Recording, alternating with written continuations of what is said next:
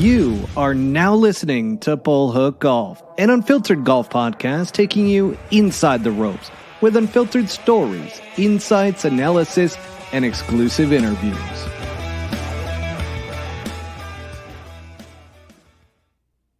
Welcome back, everybody, to Bull Hook Golf, the podcast. This is the show of the year. I've been telling my wife all night long, I'm like, honey, this is the biggest show we got all year long. It is Ryder Cup week. We've got nothing bigger than this. So without further ado, man, my name is Matt Cook. This is Bobby Brown. This is our Ryder Cup preview show. I think, Bobby, you might be on mute right now, buddy. You might just need to click that thing. I'm just seeing it. There you are. Bobby Brown is here, everybody. So, Bobby, welcome. I was taken away with that big time fancy entry there. You know, it's our first time doing the full 10-minute countdown. So I wasn't quite sure how that was all going to pan out, but it actually turned out quite well. So look at my green room. I love your green room. Your green room is great. Look at that hat. You got the pull hook gray hat going on.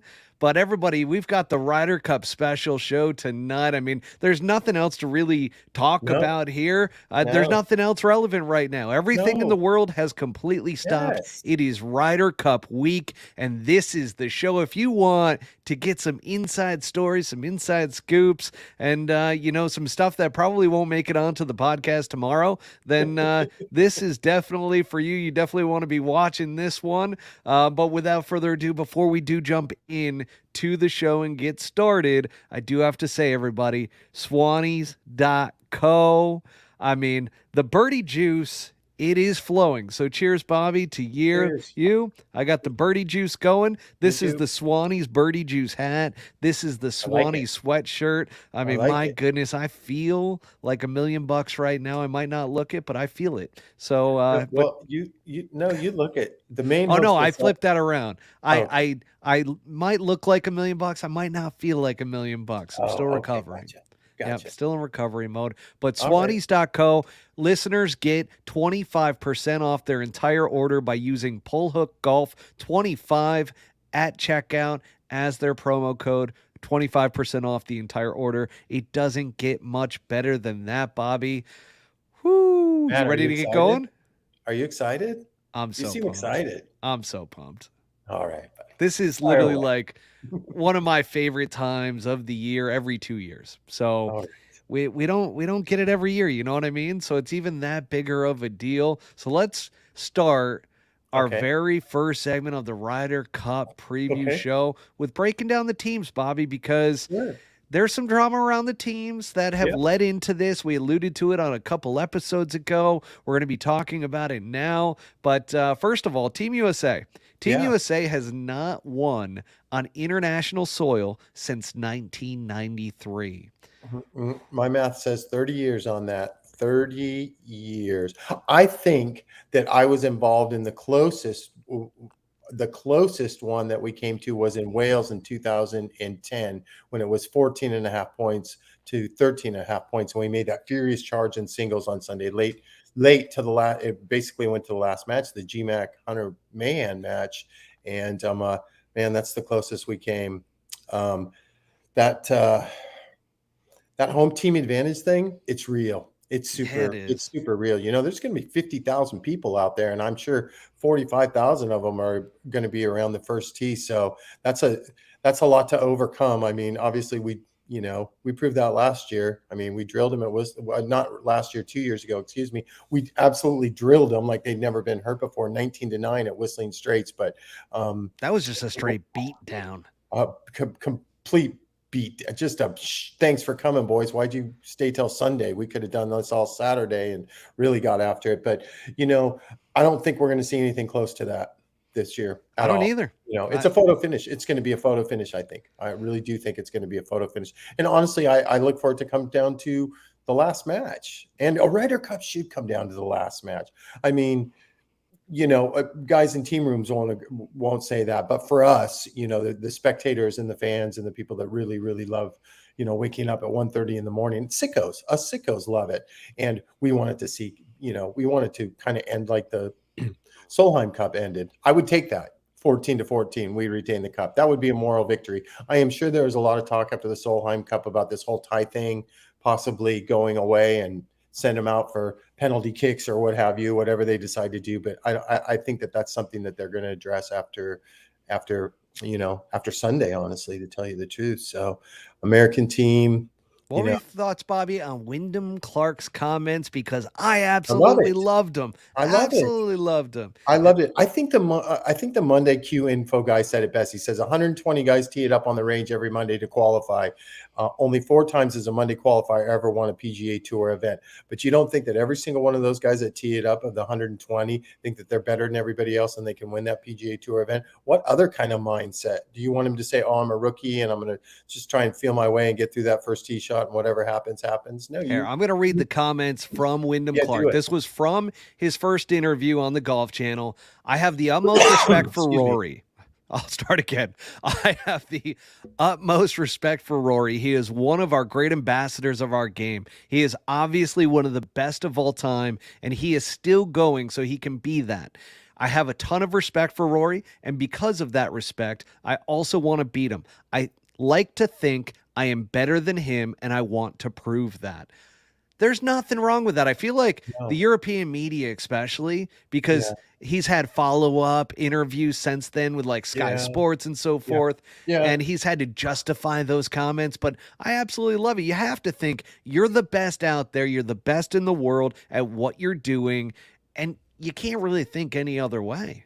Listen, I mean, Wyndham Clark is officially transitioning into that kind of elite player. So, and that is the mindset that I've found over the last 17 years or so that you have to compete at that top 10, top 15, top 20 level. You have to have that mindset that you are better than everybody else, and you work out at the same gym. So what a lot of people don't know is how dedicated to his craft he is and how hard he works.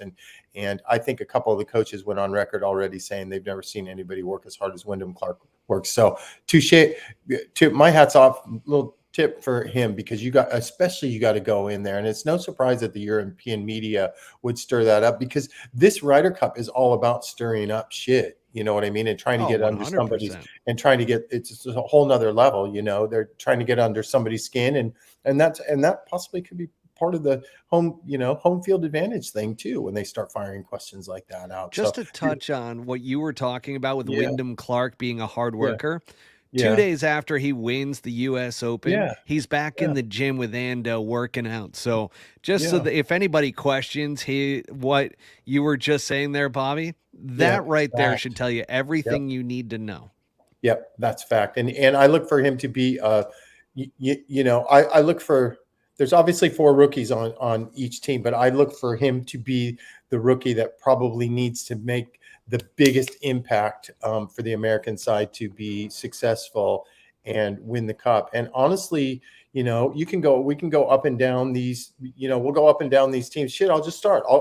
You want me to do the USA team? Let's go down the USA team and break down player by player. I'm on a first name basis, so I'm going to call them by their first name or their last name. So everybody pay attention real quick. Patrick Cantlay, Xander, JT, Jordan Spieth, Colin, Scotty Scheffler, Brooks, Ricky Fowler, and then our four rookies: Wyndham, who we are raving about already, Sam Burns, Brian Harmon, and Max Homa. It's a pretty good team.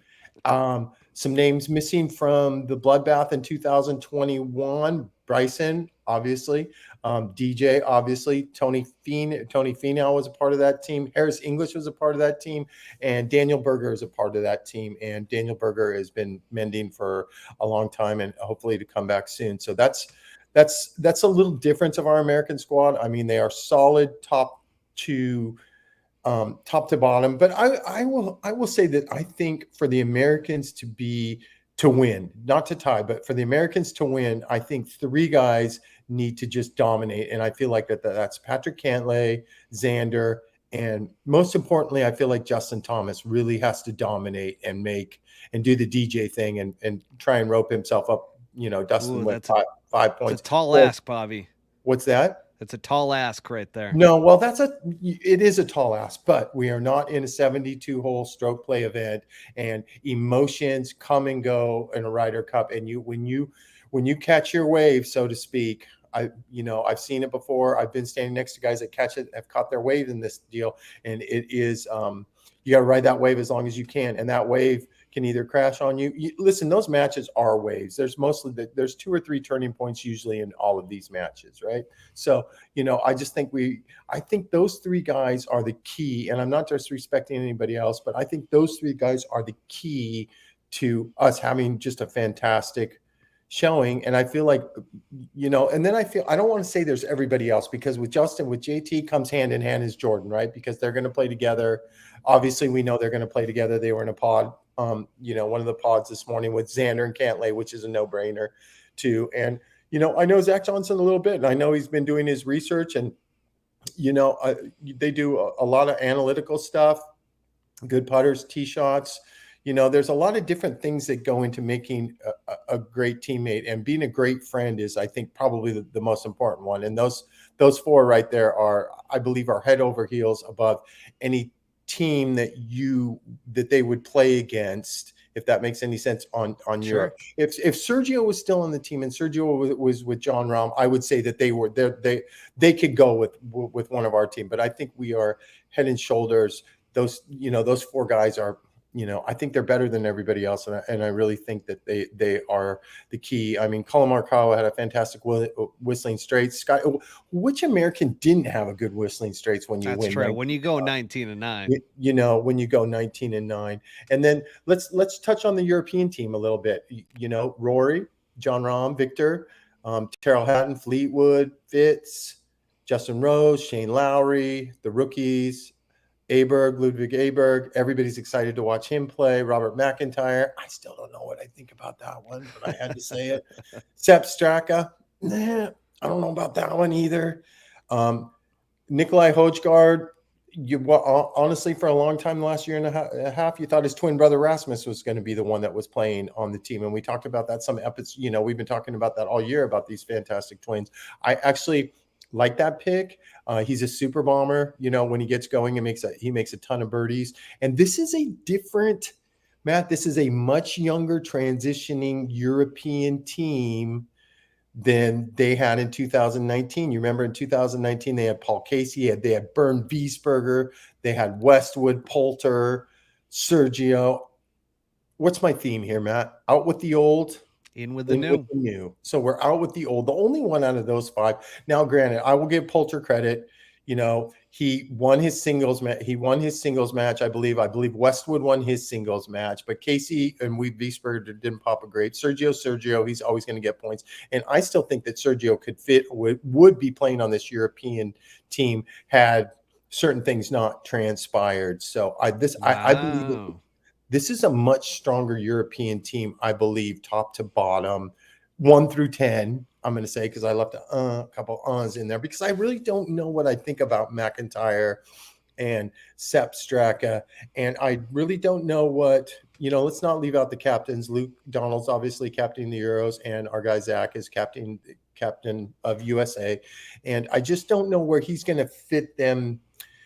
In. But I do know this. I can tell you that the Europods today, how they do this new pod thing, it's not a new pod thing. It's that Dazinger came up with it. It's not a podcast here, folks. We're talking about the teams. We're talking about little pods. groups. So they send them out.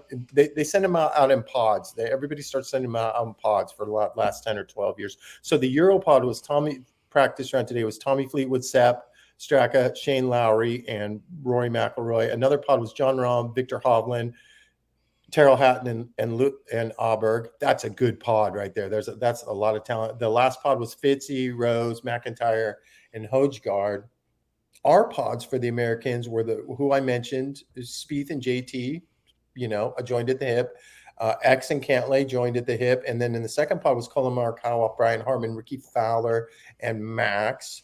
And then the last pod was Scotty, Brooks Koepka, Wyndham Clark, and Sam Burns. So those are usually a lot of clues on what the pairings are going to be for the first day, for the opening day. And I believe, do you know how the schedule, the format? I think the home coach captain picks if they go foursomes or 4-balls first. And I believe they're going to go foursomes first, which historically the USA hasn't had the greatest record with. But last year we did. I mean, why do I keep saying that? 2 years ago we did do very well in that. We did very well in everything. So those are some clues on some pairings. But man, Bobby, it sounds like as you rambled through both I teams, ramble. no, I didn't mean I it in ramble. that way. I'm a rambler. As you ran through both teams, Yeah. you seem pretty high on the USA team. Well, I do, but I want them to win because I'm Americano, and I have been, and I have been involved. I mean, granted, when I was involved was a while ago, and things have changed drastically since then. With new guys in there, new philosophies, and new attitudes, and new friendships and partnerships and stuff like that. But I'm always going to be pro USA. But I mean, dude, I can make a case for the Euros winning. Just being home, and if they catch a couple waves right off the bat, anything can happen. I can tell you that there is not a guy that's ever played in the Ryder Cup that won't tell you that it's the most nerve-wracking that they've ever been in. It's the pinnacle of their career, and it's the most nerve-wracking that they've ever been in their life, just trying to get a ball airborne at the start. I mean, it is very vocally intimidating, from the moment you start walking up steps or down steps, and what's coming to you, and how loud it is, because let's be honest, you're not warming up in any peace and quiet.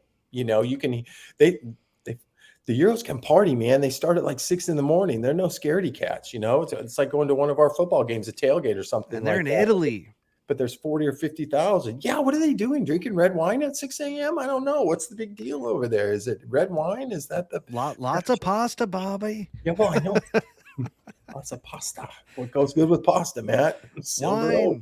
Wine. Always has, always will. But of course, I'm going to be pro USA. But I know we're going to get to points, predictions, and everything that towards the end of the show. But I can see it going either way. And I just wonder when I'm going to sleep. I can't believe we have to wait like 2.5 more days for this whole thing too, or basically, or two. What is it? What is today, Matt? Tuesday? Yes. Today's Tuesday. Yeah. So we have to wait, a few days for this whole thing to start. And I can't wait for it to start. I can't watch any more live from the Ryder Cup on TV. I'm ready to go. Can I just say it's it's slightly rough to sit there and watch that for longer than like a half hour, and then they just start repeating stuff over and over again. It's brutal. Yeah, it's brutal. But that's my point. It is a decent source of getting some information, so I'm not dogging it entirely. But Bobby, I do have a good one for you here. So I saw a post, and I want to ask you, who do you think would win if the U.S. players that were left off the Ryder Cup team played 100 matches against the U.S. Ryder Cup team this year? Now, get this. You've got Dustin Johnson. You've got Bryson DeChambeau. You got Taylor Gooch. You got Tony Finau, Keegan Bradley, Cam Young, Denny McCarthy, Lucas Glover, Patrick Reed, Sahith Theegala. And I forget what the last two were. I was trying to rack my brain as to the last two, but that's a pretty good squad right there. It's easy. It's the team we have now. You think so? Them. Yeah, fuck yeah. They throttle them. Absolutely, they throttle them. We are 1 to 12 the best American the best American golfers that we have right now. Sorry for saying it, but if you didn't qualify, you didn't qualify. If you didn't get a pick, you didn't get a pick. But this is the team we put up on the board, and they would throttle our other team. I thought you were going to make up a team. I thought you were going to make up a team of guys that got left off of our team against the guys that got left off the European team, and that would be hilarious. Oh no, that would be absolutely horrendous. I mean, that would just be a bad scenario right there. 26-2 or something like that. A lot of guys not in form. No, Adrian Moronk is the only one that really got dissed, and maybe if he was the only one. Yeah, what's that? He was the only one on the Euros. Yeah, he was really the only one that got dished, to tell you the truth. So you can make a case for the fact that Sergio not being allowed to be like a assistant captain, as well as who's the other one? Ian Poulter. Those guys would be great as assistant captains. Well, I think they screwed up on that one. They did. Well, that's probably all going to be revisited here in the next year or two, I would imagine, right? Because even though they're older guys and that kind of stuff, I mean, those two names that you just mentioned have been heart and soul of European Ryder Cup for the last six of them, seven of them, at least 6 or 7 of them. For I think Poltz has won 6 singles matches, so he was always going to be a captain. Obviously, Stenson, we know the whole story there, and Sergio would have been a captain more than once. More I than once know. you would have had, it's the sad situation is you get this revolving door of these 40-year-old superstars who are the heart and soul of that locker room and that team room. And now all of a sudden with with whatever's transpired, they don't get to really get to pass down their wisdom and experience, so to speak, to the up and coming guys that are moving in and taking their spots. And that's what those seats are for. Those captaincy seats is to spread Wyndham. Now, I will say this. I will say that 2 things. I did read today that John Rahm actually has been reaching out to Sergio and Poulter this week via texting and or phone calls, and not like you would think he would be the one that needs any kind of motivation or any match play secrets or whatever it is that they're talking about. But so they are a little bit involved there. And I don't know if this is a news flash to you, but it finally broke a few days ago that Sergio actually contacted Keith Pelley and said, listen, I'll pay the $700,000. I'll do whatever it takes to get back on this team. Did that one get by you? Did you hear about that? That one got by me. Yeah. Oh, it was pretty big. You must have been working hard on this development of ours right here. I try. But, so, Sergio went in and is like, hey, whatever it takes, I'll pay the $700,000, blah, blah, blah. And they're like, no, that's, that ship has sailed, so to speak. So he did try to make a last ditch, punch it over the goal line for that and got kibosh. But my point is I think they need to revisit that, because those guys, listen, the whole, you went to live, you knew what was going to happen. It's true. You went to live, you knew what was going to happen. But now that things have moved quite rapidly in the last 6 months or a year, like I said, I feel like this is, there's going to be a way for these guys to end up being captains again. I don't know if it's going to happen in the next one, but I would imagine some years down the line. Would you agree? I think it will. I think it'll happen in the next one. I think 2025, because that's most likely when Live Golf is going to be. Yeah. Well, I'm not going to come out and just say it, but I am. Yeah. Live Golf will be gone in 2025. So enjoy 2024 Live Golf, and I'm going to enjoy it because I like Live Golf. But that being said, I have a feeling they're going to go away, and those players are going to have an entryway back to the PGA Tour, and then, granted, there you go, Ryder Cup. And I'll just throw this little tidbit out there. With these guys coming back, they're coming back to the raunchiest ass fucking New York crowd at Bethpage Black a human being has ever fucking seen. Oh, you can't wait. I don't care if your captains, they're going to take some fucking, excuse my language, but they're going to take some shit. They're going to take some serious. Oh, they're going to get fucking destroyed at Bethpage, just verbally by the New York crowd. Listen, I'm a New Yorker. I was from New York City, or not from New York City, but I lived in New York City before making my way back out to Arizona. So I know Bethpage way too well, and I know the crowd out there. My New Yorkers, we will absolutely dominate the European crowd. I mean, it's going to be. You'll see what those captains are made of then. But that would be a fantastic one. There's going to be so much electricity anyways. And if you throw these guys, if you put Sergio, Poulter, Westwood, and Stenson filling captains, seats, that it's just going to be a wild ride. I'd never go. I've been involved in a Ryder Cup, but I would never go and watch one, because I know it's so, there's 50,000 people, and there'll probably be more at Bethpage Black, I would imagine, because this Marcos Simone, is super duper hilly. I heard Fred Couples say today in an interview that it reminds him quite a bit of Castle Pines a little bit, with the hills and that kind of stuff. Did you see what Zach Johnson did? I think he's already outsmarted Luke Donald. They got carry bags for the caddies this week. I did. I did see that. God, where can you buy one of those? With the whole team signature on there? eBay my dreams away. Come on, man. Hit up Joe LaCava. You guys are buddies. What about Bonesy? Hit up Bonesy. No, those guys have been getting asked for shit for years. They're my friends. I would be the last one to do something like, well, granted, I was the one that asked Joe for some of Tiger's golf balls. You did. I remember. That's why I brought up Joe LaCava at first. I'm like, yeah, you've hit him up before. So, anyways, Fred says it's super hilly. I heard Joe Griner, Max's caddy, telling somebody that it's. Have you been to Kapalua? Have you ever played Kapalua before? Okay, so Kapalua is like the nightmare course for all of us to walk, and we have a bunch of shuttles there, right? But I heard him saying that it's worse than Kapalua. So good for Zach to take it easy on the caddies and keep the load light because man, I've done, in Wales in 2010, I did back to back. They were going to keep playing Dustin and keep playing Dustin in 2010 until he popped through. And I did back to back, Guess what Matt. that means, everybody? Poor Bobby Brown had to go What? back to back to back too. 4 loops in 2 days. And you know what the bad thing was? If you remember that Wales in 2010, the golf course wasn't even playable, right? It was so wet and they had so much rain. I believe we were lift. Man, I got to check my memory or go to a doctor, but I want to say we were almost lift clean in place across the board out there. And there were literally, there were people sliding down hills, breaking legs, twisting ankles, and that kind of stuff. It's like every third or fourth hole, there was some kind of a medical, So it's I don't almost want like to the say. Waste Management Open, but with less Yes. alcohol. Yeah, exactly. But man, I will tell you that of all the memories that I've had in golf and all the good and all the lucky stuff that I've been a part of, so in 2010, just finding out that your player is on the Ryder Cup and going through the whole, the plane flight, the prep, getting to know all the teammates better, buddying up with the caddies, the team room. How would I express it? I mean, you know, you feel cautiously excited, if that makes sense. You just you want to get it going.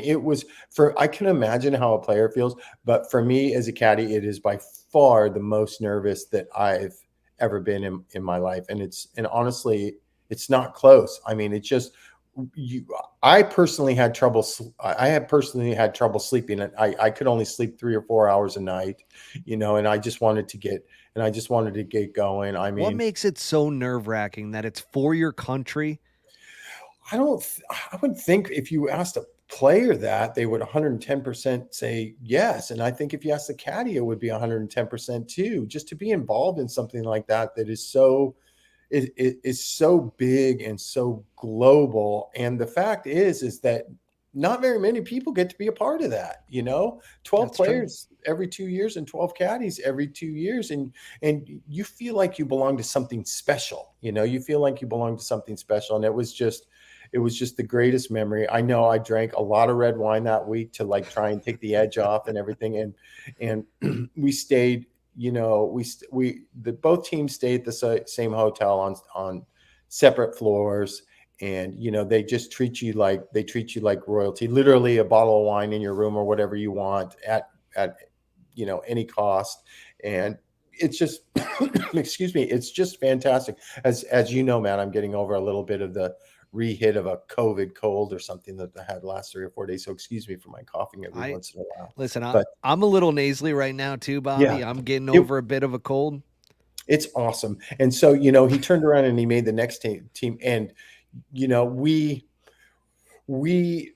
Phil, this was back when Phil was such an important part of the Ryder Cup. And Phil, immediately adopted Dustin, like Phil likes to do in these young Ryder Cup things earlier in the year when he knew that Dustin was going to make the team. That was quite obvious that we were dealing with a generational talent. There, I said it.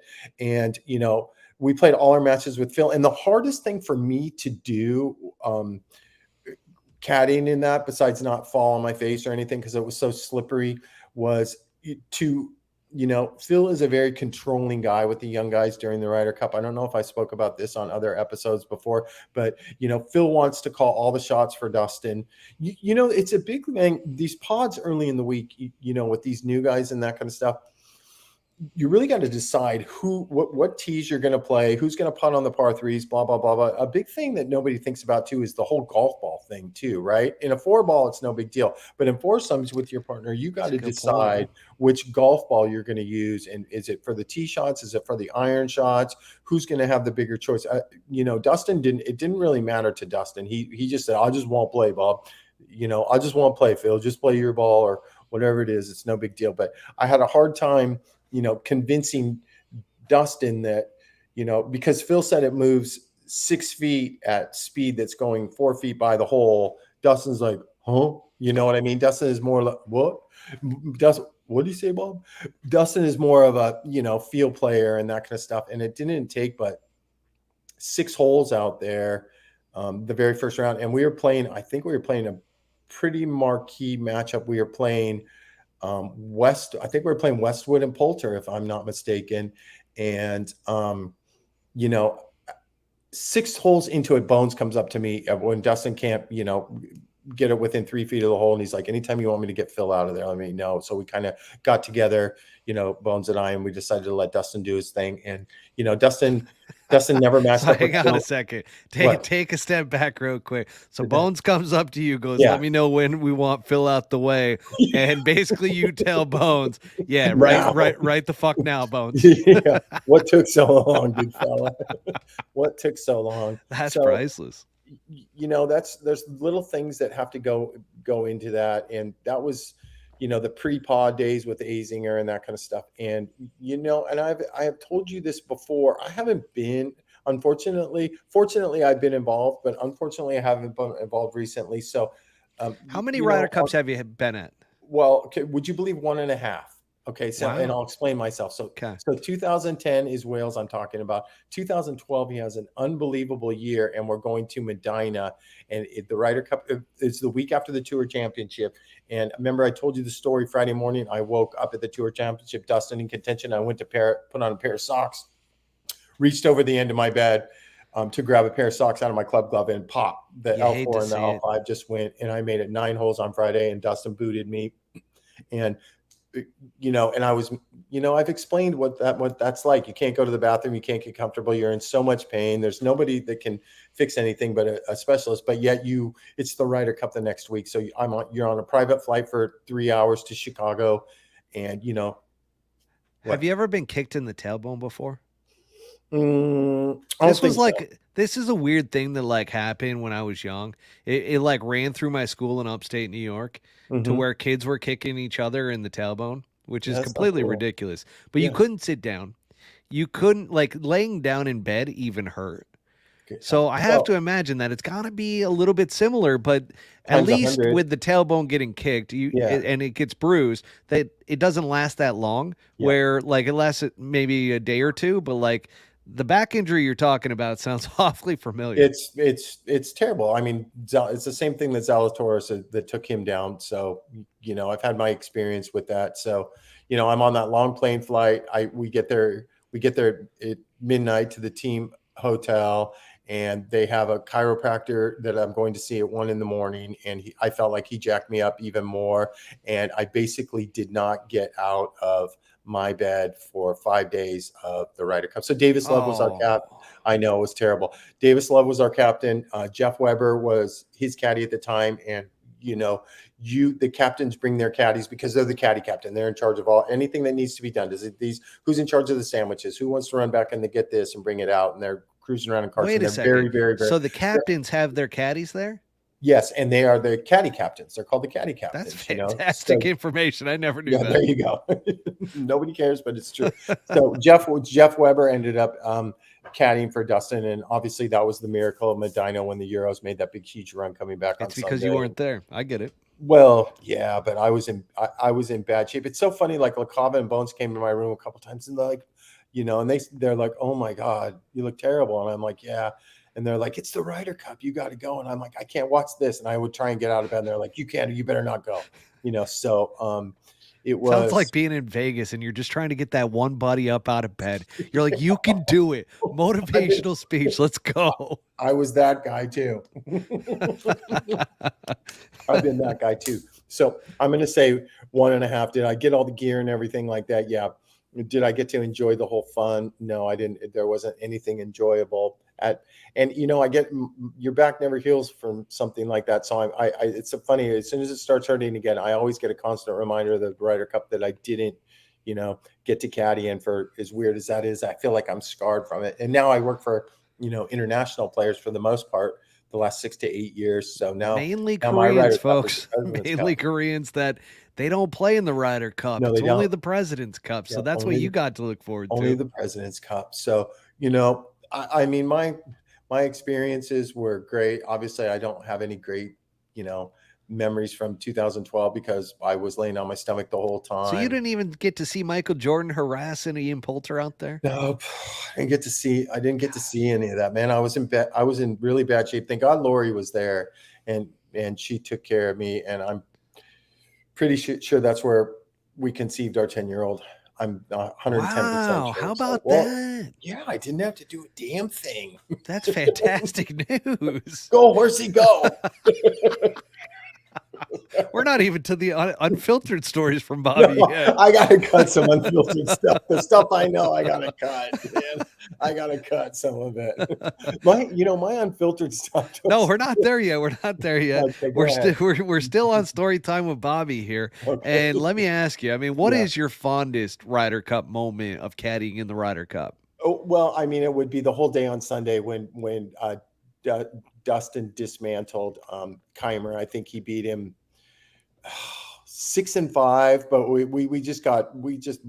Dustin just whooped his ass, and you could tell didn't get any points. They were jockeying him around between Mickelson. They tried to put him with Furyk in a pairing, and that one didn't go over too good. God, You know, TJ and Furyk just does not yeah, seem but that like a was combo to me. listen, I was trying to explain. I cut myself off, but I was trying to explain to you the locker room that I was involved in 2010 was Jim Furyk would come in, he would go his way. Tiger would come in, he would go his way. Stuart Sink would come in, he would go his way. There was nothing, it wasn't that cohesive, so to speak. Phil was always very verbally motivating and that kind of stuff, but it was Hunter Mahan was a very quiet guy, kept to himself. It was very different than what it seems like with these young guys who are all buddies, who all kind of seem to live around each other and see each other and play with each other all the time. So they've developed these wonderful relationships. It's been a huge advantage swinging into this event. But that day in my golf life and my caddy life, I'll never forget because of the thrashing that Dustin put on Keimer, and Keimer had a chick. I don't want to hurt your feelings with this. Had this chick he was dating from ASU who was out there. So family members are allowed to come inside the ropes, right? But so she had blonde hair, yes, and she yeah, was yeah, very and attractive. she was cute, yeah, and she was cute, but she was annoying as shit. So, anyways, I'm going to tell you that family members are supposed to. They can come inside the ropes, right? But they have to stay within what is 1 arm's length of the ropes, right? There's no getting close to the players or any talking or anything like that. So it didn't take but the second or third hole in the match. And I noticed that Keimer's, that's what I called her to the official. Keimer's bitch was on my tail, was walking off the tee, like standing on the tee boxes with us and on my tail and walking down the middle of the fairways. And she's close to us when we're talking about what we're going to hit. And then she's close to Martin and finally after 4 or 5 holes, I said something to Dustin. I go, "What is this bitch doing right here?" And he's like, "Bob, what bitch is that?" And he kind of looks at her and he goes, "Bob, get her out of here." So our walking official, I think, he's since passed away, was John Paramore. He was like the lead European Tour official. Rest in peace, John Paramore. Yeah, rest in peace. And I said to John, I go, "John, this bitch, it's been walking next to us the whole time, and it's starting to annoy Dustin." And he's like, turns around and he's like, "Who's?" And Keimer's like, "Oh, that's her." And they went over and talked to her and that kind of stuff. And it's so funny, but I felt like she was staring Dustin and I down the whole time. Like I would look over and I felt like she was flipping us off every once in a while. So it made it even more special that Dustin just thrashed him. But, I must tell you that about 30 minutes after that, once all the family members and congratulations, and we were getting all the momentum, the Americans I went out to watch, as a team, you go out and you watch the other players play, especially on Sundays, to get them, especially when you're making a run and you're rallying and you look like you might pull off a major upset here. True. But I think I got to 15 or 16 and I was looking for the team and I'm walking down the hill and, this dude taps me on the back and it's Tiger, so I got to watch the last 3 holes with Tiger, with Hunter Mahan putting this unbelievable fight on to get back into contention. Ricky Fowler in front of him, I believe he was having a match or came back and won a match against one of the Molinari. So I have a special memory of spending like 3 holes with Tiger and throwing fist pumps and high fives. And honestly, it wasn't, "Oh my God, it's Tiger Woods" and that kind of stuff. I think I was taken by the passion that he had, that he wanted to win this thing so bad that it was like, this is Tiger Woods, all these majors and that kind of stuff. And you just be like, oh, the Ryder Cup's the Ryder Cup. But to see how he was all in on something like that was just something special. And Well, you that, hit on something really interesting yeah, because it used to be the entire conversation about how Americans, we were the most talented, we had the best yeah, players, but yet it was all individuals. yeah, That is kind of flipped. And like you said, now yeah. you got a lot of It's people that are flipped. like best friends. Yes, I mean, it's flipped. I mean, think about this. Xander's moving down to West Palm, right? So you have Cantley down there at Jupiter. Xander's moving down there. Justin's there. Spieth is there. Kepka's there. Ricky's there. wait, Speed's down there now? Oh no, excuse me. Spieth's not Speed's there. in I'm sorry. Yeah, Dallas. I'm sorry. I'm sorry. That was a bogey. That was a bogey right there. I shouldn't have That gone there. that But friends is a there's pull hook. yeah, that's a pull hook. And no, you can't control those, brother. We No, know that. those are And, left and left. that's half of our team right there that sees each other, I wouldn't say on a daily basis, but, when they're playing golf, they usually don't go out and play by themselves. Let's put it that way. So that's, I had great memories from that. Obviously it was a heartbreaking loss. We were in a position to get it done, and, Hunter Mahan stubbed that chip and it came back at his feet. And it was just, it was a That devastating thing. might be the most devastating shot Yeah. I've ever seen in a Ryder Cup. Mhm. And it ruined the rest of his career. Well, listen, it did ruin the rest of his career because he was so good for so long, but that was always his Achilles heel, right? And I'll tell you another thing that I feel like's changed too. Like Tom Lehman was one of our coach. It was one of our assistant coaches, and I'm not knocking on Tom Lehman at all because he's a family friend. And I'm just going to tell you that I remember him saying something like, "Oh, I wouldn't have played him in this match or that match." You know what I mean? That was just Yeah. like that's something that you really didn't need to hear at that point. And I think we're way past that. My point is to the captaincies we have now and the players we have now that they just get along so good. Did I tell you that in 2010 Dustin like worked himself into the ground with practicing? Like he couldn't sleep either. It's like it's 5 a.m. He's like, Bob, let's go get a coffee, bro. I want to go. And then we're not meeting Was it a downstairs. coffee? Yeah, it was a coffee. Yeah, it was 2010. It's in Wales. There's no Was Peruvian it? bang bang rolling around there. I mean, that stage of the game. So, and I don't, and it was early in the week, but he's just hitting balls and hitting balls and hitting balls, and he wasn't happy with his. And they actually had the TaylorMade truck and a Titleist truck there, and he wasn't happy with his driver for some reason. So it's like 5 p.m. on Thursday, and we're going to go out one of the early groups on Friday, right? And he's like, Bob, let's go back down the range. Let's go back down to the range. Butch was there too, and he's like, Bob, let's go down the range. I said, we're gonna want to hit a couple more drivers. And me and Butch are like, fuck, we're not going to the range, man. You've done enough. You need to get some rest. He's like, just a couple, right? Second swing, he cracks his driver. TaylorMade truck is gone. Tom Lehman gets a hold of the TaylorMade truck. They're 4 hours away. They get back at 9 o'clock at night. They bring up a handful of drivers for Justin, no. and I think he's second group out. So that didn't help. And Corey Pavin was our coach at that time, and he's a great guy, and I got along with him really good. And his wife is just like the life of any party, and I have the best memories hanging out with them. But I do remember that I was so amped up before this match that Corey Pavin actually came over to the putting green. He goes, hey, you got a minute? And he takes me aside and he goes, listen, man. He goes, no fucking around. I need you to be as calm as you have ever been in your life. I'm watching you right now for the last 15 minutes, and you need to just fucking chill out. And he said it just like that. I'm like, Yes, sir. yes, sir. And Phil's everybody's pro when we're walking to the tee, and it's pretty mesmerizing.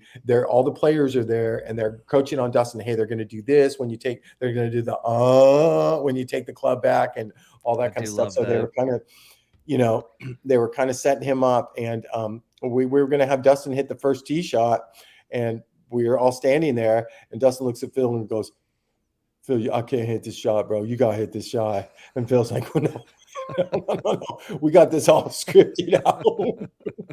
So Dustin gets up there, hits it as hard as he can, just barely in the left rough. And then you're off and running. And then you feel a little bit more comfortable once you get away from that. So apparently that first tee shot, I mean, everybody has first tee shot jitters at the beginning of a round, but I can't even imagine what that pressure is like. It probably was like me playing in my first ever varsity golf tournament and topping the first drive. I would probably say that that's probably what I would do right now. If I was Hmm. out there on the first tee of a Ryder Cup, I don't I'd really have probably any top comment it. on it. I don't really know if it's in the same if Probably you're in the not. same world as Probably I not am at right all. now. I'm just trying to relate to this, okay? And I'm sitting here going, I have nothing that I can attach this to where Yeah, I would be that nervous yeah. other than my first varsity golf tournament to where I topped my first tee shot because I was so damn nervous. I couldn't even feel my hands. And you do But hear that from guys on the Ryder Cup that they yeah, can't feel their everybody will arms, tell can't feel their you. Yeah, hands, you can't feel anything. So can't feel shit. so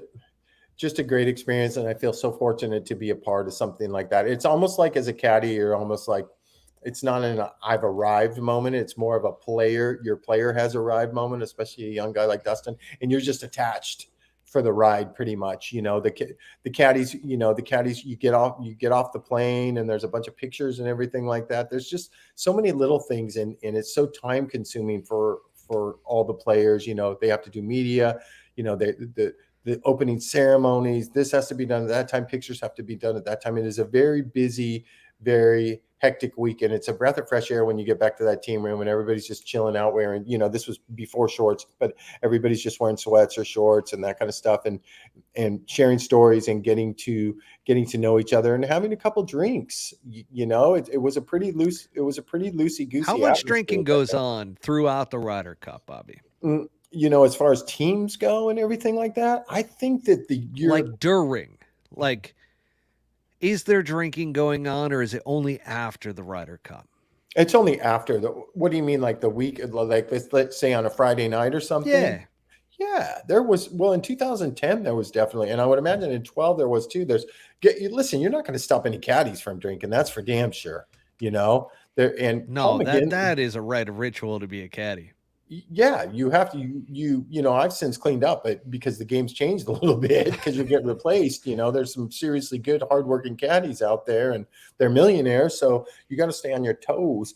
But yeah, we were drinking cocktails. Not none of the players were getting smashed or anything like that. But I, No, I mean, but were they having a drink or two to take the edge off? yes, for sure. Yeah, for sure. Dustin was having a couple beers at dinner, a couple glasses of wine to take the edge off. That's for sure. I think I read that the year that Paul McGinley one that somebody came up to Paul McGinley and said, "You guys have only been here 4 nights and you've gone through 161 or 105 nights, 161 bottles of wine or something like that." So I think the Europeans get after it.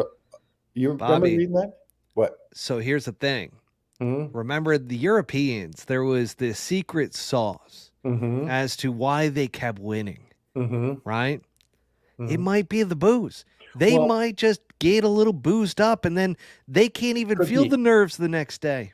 Could be, but let's be honest, the majority of it is what we have in our team locker room now, and that's the whole bonding experience, and everybody's friends, and nobody's there for themselves. And it took us a long time to figure that out. So, True. that to me is the biggest thing, to tell you the truth. They already had that thing. You know what I mean? These guys, European tour golfers are traveling together to all these crazy countries all the time, every different week, and you develop relationships and that kind of stuff. And I just think their locker room was much more laid back and cool than our locker room, so to speak. But Bobby, the tides have changed. what was the wildest thing that you saw? We're getting into the unfiltered stories now, Bobby. Mhm. What was the wildest thing Okay, that you saw at the Ryder. during your time in Wales? Because Okay, Medina, you were down and out, you had a baby. I mean, that was a different story. that was Or you made a 2012. Yeah. baby. So Wales was made a baby. So Wales 2010. Man, he's going to kill me for saying this, but I know he doesn't listen to podcasts because he's 100 years old. But Fluff was in the room next to me, right? Yes. And I like cannabis, so so Dustin likes cannabis, and it's Wales, it's cold, there's no air conditioning, you got the windows open, you're taking in this great view of this great resort and that kind of stuff. So I'm laying in bed sucking on a couple of glasses of vino, and I'm like, man, that smells like weed, right? So I walk out to the balcony and I look over to my left, and all of a sudden you hear this, "Hey Bobby, want some?" And so It's fluff, huh? it's Fluff. He tosses it over to me, right? So I think we're 3 stories up or 4 stories up, one of the two. Wait, he tossed a joint at you? Yeah, he tossed the joint, still burning, over to my balcony. Yeah, come on, I'm an athlete. I stabbed it in midair, right? Wow, So, impressive. so I should be telling this story. So I take, if you know me back then and you know Fluff, that wasn't anything out of the ordinary, and No, we weren't the I mean only that's two that normal enjoyed shit. that on that team. Yeah, so it wasn't very good stuff. I can tell you that much. So we're about 4 floors up, and here comes the whole American team with the wives, and they're going to, I don't think it's the grand ceremony, it's a gala or something like that, right? So we're like, oh, we kind of both take a step back, and I got the joint and everything, you know, and I peek my head over the railing, and who's the only one to pick us off? Dustin. And he looks up and he's like, save some ball.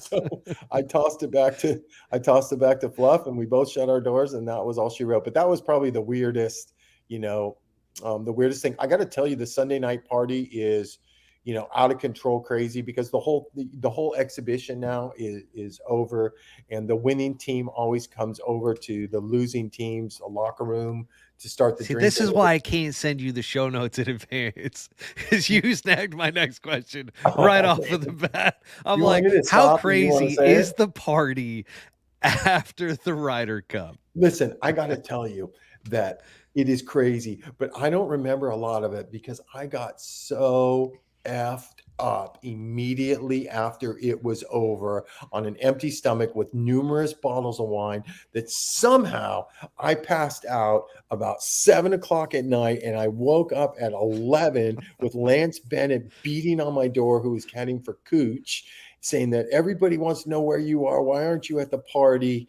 And I said, okay, I'll rally myself up. And I remember just sitting up in my bed, and I'm like, I'm going to puke. I don't even want to go. So But Lance was the rally guy. He was the so Lance was motivator. the rally guy. I made it down there for about an hour. I was dancing with somebody. This is before Lori. I don't even know who she was. And I remember Jim Fuhr coming up to me, and he goes, you need dance lessons, but let me help you out a little bit. Dancing is all about confidence. And if you can get these 2 or 3 moves down, and now I'm in the corner posted up by Jim Fuhr teaching me how to dance. So that would That's tell you not a that, good look. no, that's not a good look. He's not, he's a great golfer. He's not like a GQ guy or anything like that, and I do have that memory, but this, unfortunately, I was involved in the 2012 one. I was out of town, but I've seen, I can't really compare President's Cup parties to Ryder Cup parties, but I kind of can. And, I've been involved in a couple of those where there is a train of Americans going into the bathroom at the same time, and I don't think they're going pee pee or poo poo, and then they're coming out and they're a little bit fidgety and moving very fast. And I'm not going to mention any names, but they're not really on that team anymore. Maybe one of them is, but I think those kind of shenanigans never really happened in 2010 or 2012. I think that was with, whatever was, man, what did I just say? No. Hang on a second, because I am curious. So obviously there are party favors that are going around Mhm. at the Ryder Clip afterwards. Now, are both teams partaking, or is it just one? Like, No, I think I want to from, know, do they blend together? Because, like, what was it? yeah. Because the beatdown was so bad at Whistling Straits, everybody was just blended together, it looked like. Yeah, and everybody blended together in the near miss in Wales in 2010, and that's really where I can only reference my experiences from. So a But lot of they mesh. pupils are very big. Everybody meshes fine, and they're talking shit. And I got in a big discussion with Padraig Harrington because Phil and Dustin got beat in a close match, him and Ross Fisher, and it was funny. It was like Harrington read every putt for Fisher, and I don't care if it was 20, 30, 40, 50, 60 feet, he was burying everything, and we were reliving memories. And I'm like, you are the great, I kept saying it, that's how hammered I was. You are the greatest greens reader God ever put on this earth. And he looked at me and he goes, Ross Fisher is so naive, or something like that. He's like, I just was telling him what I thought, and it's just one of those days where he was making everything. But everybody meshes great. The wives mesh great. I mean, the wives, I think, are a little bit, oh, man, they're a pain in the ass a little bit. And I think it's gotten worse. I think with the influx, well, she's not around anymore, but Paulina and some other ones and that kind of stuff. And they can get a little bit pushy and a little rude to people, and they happen to think it's all about them. And, I was reading something on social media in the last couple of days where some guy was like, why do we have to, the Solheim Cup, they don't parade their dudes or their husbands or boyfriends around or anything like that. But, they're like, some guy was, chatting, we need to get rid of this and that kind of stuff. But I will tell you that we had a big rain gear debacle in 2010. Do you remember we had those Harlem Globetrotter looking rain gear that was Weren't made by they some super baggy? Yes, yeah. It's funny. I still, I can't go up and show them to you, but man, I still have them packed away in my closet because I told myself, like Keegan Bradley, I'm never opening this bag again until we win a Ryder Cup. I'm just kidding. But it's funny. We had this debacle and we were all getting soaked after a hole. So they literally, Corey Pavin sent somebody down and they literally went down and bought boxes of Ryder Cup rain gear out of Gore-Tex, out of the merchandise tent that actually had the European Tour logo on one side and the American logo on the other side, which was quite awkward. And honestly, I made out with about 8 pieces of each. And that's another thing too. There's some serious swag to go around if you're a caddy at that deal. But I remember having problems with some of the wives because it was so wet. Like they have their own locker room, that kind of stuff. And they're like hoarding all the USA. Hang on. What? You have to rephrase that statement. What? Hoarding?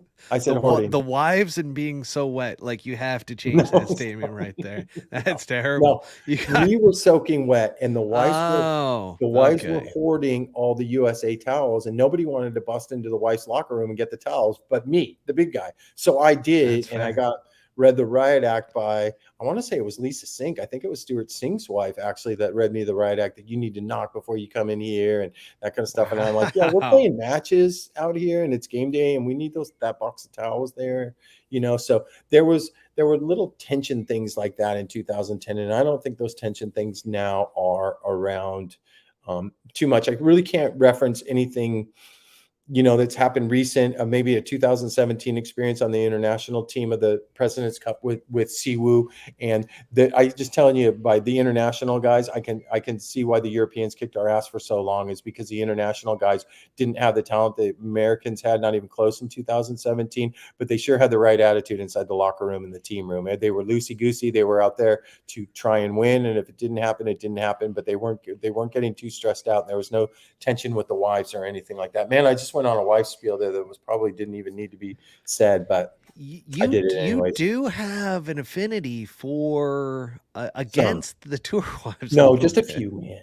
But I will say this: when my time on this earth comes to an end, and the big fella, whatever happens, decides to reincarnate me, I would be up for becoming a tour wife because they live the life, bro. Touche. They live the life. Most of them. They get a lot of privacy, I feel like, their guy's not around that much. Sure. What else you got? Well, let's get into the Ryder Cup bets. Why not? Oh, yeah. Go ahead. So let's go ahead and get started here. I mean, if you want to add in anything, by the way, feel free. No. So I just had a couple because I went on to FanDuel and I kind of looked at what do we got in terms of some of the spreads and so forth.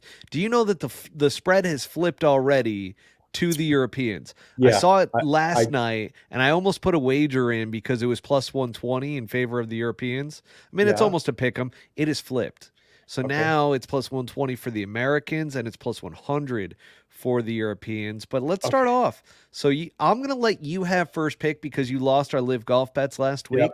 But most points earned by a player, and I'll let you start with the USA player. Justin Thomas. I love that for you. You do? No, just for you. Okay. Damn. I'm going to go Brooks Koepka. Okay. So there's that. Polar opposites there. We got now we got the Europeans, which I get the first pick. I'm going to go with Victor Hovland. Ooh, man, that's a good one. That was my pick. Right there. When you pick those big boys like Rory and Rahm, they pair them up against the nuts, right? Against the other big boys, don't they? So I'm going to go with a little bit of a long shot, and I'm going to take Tyrrell Hatton. Wow, I like that, actually. I actually like that better, not just for you, but for the overall pick. Okay. What's the next one? Next one is going to be the correct score. I'm going to let you go first. Okay, 14-14, USA retains the cup. Wow. Mm-hmm. I am going 15 and a half to 13 and a half Europeans. Okay, Do 15 you and a half. want to put a wager on Uh-huh. Europe versus America? Yeah. Who picks though? No, no, no. He- So I feel like you want the USA No, I don't want to because do that. I don't want to do that I'll because if you take pick the Euro, you okay, take then I'll take USA. USA. Yeah. Yeah, I'll There take you go. USA. Yeah, you Yeah. made it. Okay, I want to do it. Yeah. There you go. So You traitor motherfucker. no, listen, I my money is still going to go on the USA just because I Yeah, just want to root for the this is just for USA. fun, and God But knows you have a bankroll wadded up this is of cushion. no, because I actually think that the Euros have the best three players. Mm. Hovland, Rory, and John Rahm. You got it. Remember how I was telling you that the USA has to win for these my three guys to go Yahtzee, Xander, Cantlay, and Justin Thomas. Those were my Yep. three guys that have to go Yahtzee for the Euros to win. It's all controlled by those three guys right there. Remember, Victor Hovland didn't win a match at Whistling Straits, and Victor Hovland is a little bit better now than he was before. So, and he's been through the old pressure cooker, and he is now on home soil. Well, so to speak, home soil, but European soil. So, I I'm going to look tell for you him right to, now, Victor Hovland is the yeah, best player out there. yeah, he could be. I'm not going to disagree that. I'm not going to disagree that at all. I could tell you plenty of guys I don't think are the best player, but I would never disagree with that. He's definitely on form. One thing that concerns me about the Americans, let's go down the list. These guys haven't played in 5 weeks, right? Patrick Cantlay, Xander, Jordan, Colin, Scotty Scheffler. I mean, Wyndham Clark, Sam Burns, Brian Harmon, Max Homa, they all haven't played in like 5 weeks. So that's one thing that concerns me, to tell you the truth, a little bit. I Ricky, mean, it is concerning. yeah. But I do think Wyndham is going to be he's going to be the guy that surprises everybody out there Well, I because agree. I he's think got that competitiveness. yeah, and he's got passion, right? And I Yeah. can see him doing some good things out there and getting fired up and having the time of his life. And I can see his caddy John Ellis just having the time of his life out there. And it's just I'm excited to see. Listen, if you told me who other than the big three, we both called big three on each team. If I had to pick a guy from each team that I'm excited to watch play, it would be Wyndham Clark for the big US of A, and it would be Aberg for the Europeans. Those would be the ones that I want to see. Aberg really, I We'll don't see. know. I just want to see. I'm not saying he's going to do great things, but I want to see how he. I want to see how he does. I want to see how he does in this situation if he's unflappable, so to speak. His 100 yards and in is not very good. Okay, gotcha. Well, it's not You a. know that. You've Well, seen I him do, but play. it's not very bad either. But it's not a 4-day stroke play, right? So how many wedges is he going to have? What's the strategy with his partner? Who's going to hit this shot? Who's going to hit that shot? He does a lot of things good. You know where this is going to come down to, these singles. It always does. Yeah, it always No, does. but this is not going to be one to where it is so like spread heading into singles and you need like a huge Yeah, comeback to win. It's yeah. going to be tight going into singles and then it's going to Hmm. come down to the singles. Yep. You Hey, agree? listen, I said it's all about those waves and catching those waves at the right time and doing damage when and I think, like I said, I think I mentioned my three guys, but I really think that Justin Thomas is what he does is going to reflect how the Americans, Wow, you know, after you they're said last week, and I had to think about this, and up until that he about wasn't 2 that hours sharp. before we hopped onto the show, that he was not in form. Yeah. Then I saw the tweet from Colt Nost that tagged Justin Thomas in it. Hmm. That goes, Justin Thomas is not in form. And I'm like, God, that's a hard thing to like tag Justin Thomas in because he's going to see it. Yeah. Like at Yeah. least his people are going to see it. Yeah. And There- it's just that's there- a tough one to me. And yeah. the I don't. driver is where he's struggling a bit, right? Well, I mean, I told you that Sunday at Napa. That's his big problem. He's not that sharp, but that was that wasn't that long ago, but it was a week But this ago. is a And like I golfer's track or a driver's track, Bobby. listen. I know I've done the research. There's a first cut, there's a second cut, there's a third cut, there's a fourth cut, then there's death. You know, so I know how they trick these courses up to play into the Europeans' hands. And you know, I'm just going to tell you, I put a lot of stock in the fact that this format is so much different than what we do 40 other weeks out of the year, right? And that he is, you know, you almost look at him as like the motivational leader of that team. Oh, You if know, he plays well yeah, yeah. and Well, he like starts he's like hot six early, three and one. He's 6-3-1 or something like that. You the know, guys so will get behind him. Well, here's my little piece that coming from it's not unfiltered, but it is an insight that I don't even know if I shared with you yet, Bobby. okay. Tell But me. there was a minority because Zach Johnson asked the guys who they wanted on the team. Mm-hmm. And apparently, Wyndham voted for On Keegan. Keegan. Yeah, you said that And on he an was episode. did I? Yeah, Or did yeah, I say it yeah. off air with you? No, Because you I said don't it a think. couple on the air. No, you said Okay. it on the air. Yeah, we talked about it. Yeah, All right. Well, we're I'm not towards the end of surprised. an episode, and I'm towards the end of a Bushwood Spirit. Yeah, So that's okay. I'm not so, but I'm not surprised. How would you, you know, how could you not want Keegan on that team? You know, I would take Keegan on that team over. I wouldn't take him over JT, so I'll just say that. But I would take him on that team over, and I don't want to hurt any feelings, but I'd take him on that team over Sam Burns. I think I would, to tell you the truth. You know, Max Homa is an automatic qualifier, but I would, I could see Keegan fitting on that team. That's all I'm going to say. Sam Burns is an enigma to me. I don't Well, know who he is. he Like, listen. I'm going off of that President's Cup too, where Scotty Scheffler and Sam Burns got shelled. Right. yeah, I'm not. Scotty Scheffler's been a great match player through junior golf and obviously the match play and that kind of stuff. But you know, I just they got shelled at the President's Cup. They couldn't do any good. They couldn't do any good together. And I feel like Sam Burns is Scotty's tag along in this event. yeah. You know, I really feel like that. Well, and Sam Burns won the WGC, right? The match Yeah, play. yeah. He did. No, he definitely did. But But he just, I mean, he shows signs of brilliance and then just disappears. yeah, and And then you never disappears. hear from him again. And it's Yeah, like, that's true. who That's is he? Like, yeah, I who, agree. which Sam Burns is going to show up at this Ryder Cup? Yeah, And that could actually be a pretty big tell. yeah, If Sam Burns and Scotty Scheffler both yeah, show up to this Ryder yeah, Cup, yeah. the Euros are going to have a hard time. Yes. Yep. I agree with you Do you 100%. want any other bets out there? No, that's plenty for me after last week. You are so I am the just only guy that can pick a team that plays terrible, finishes next to last, and I still lose.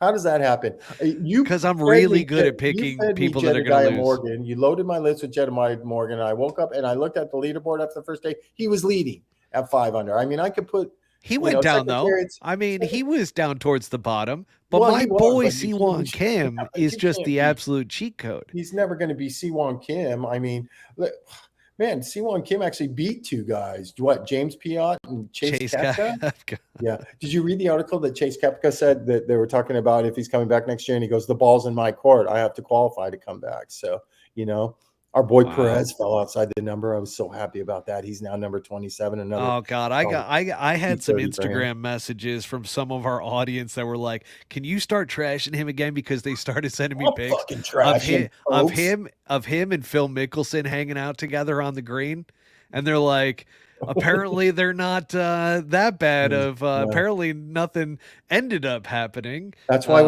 That's why we nicknamed Perez the $3 bill. You know what a $3 bill is? Phony as fuck. That's why we call him $3 bill. And we got next week we get to recap this baby, right? Oh, we sure do. We get to recap this baby. That's and where then we we're get to rolling- Monday morning quarterback, or we get to Tuesday morning quarterback this We shit. get to and we are Whew. specialists at quarterbacking from the couch or from the My pod. God, it That's feels for sure. so We are good when we do too. geniuses. Just ask us, we'll tell you how much we know. And and then we're back in action. The PGA Tour is back in action for the Sanderson Farms Championship. I'm back to work. The nation Corn Ferry, bud. Yes. How old am I? The Corn Ferry Tour has their last 75 guys. They have their championship coming up. So we got the Alfred Dunhill. There's 5 or 6, guys coming from this field, the European Tour field, that are playing in the Alfred Dunhill. That is for people that don't know, that's the AT&T European Tour AT&T version. And the breaking news today was Johan, who runs that tournament, Dunhill, who is the big sponsor, he kind of decides they give out 20 picks, and he gave the following guys picks: Taylor Gooch, Louis Oosthuizen, Peter Uihlein, and Hudson Swafford. So 4 live guys who were never DP World Tour members and or rescinded and did everything properly. Sergio, pay attention, properly. They're playing in the event. So we got live guys playing in a DP Tour World event. And I can see Peter Uihlein. Do you love that? Do you hate that? I don't really think twice about it. Neutral. Tell you the, I'm neutral because Louis was neutral on his going over to live, right? He wasn't a big mouth about anything. He didn't talk any shit. Louis is not a big mouth anyways. He's just, he is basically Switzerland. Yeah. He just cruises. Hudson Swafford, is one of the coolest guys around. He can't crack 80 right now to save his life, basically, in a nutshell. I feel like Peter Uihlein had his run. He's kind of digressing, but he was a staple on the European Tour for a long, long time, Taylor Gooch obviously isn't playing super fantastic right now, even though he's won twice on the live. So he's,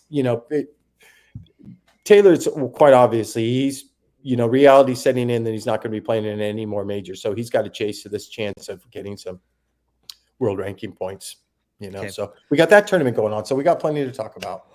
We got plenty. But Bobby, one last thing before we sign off here.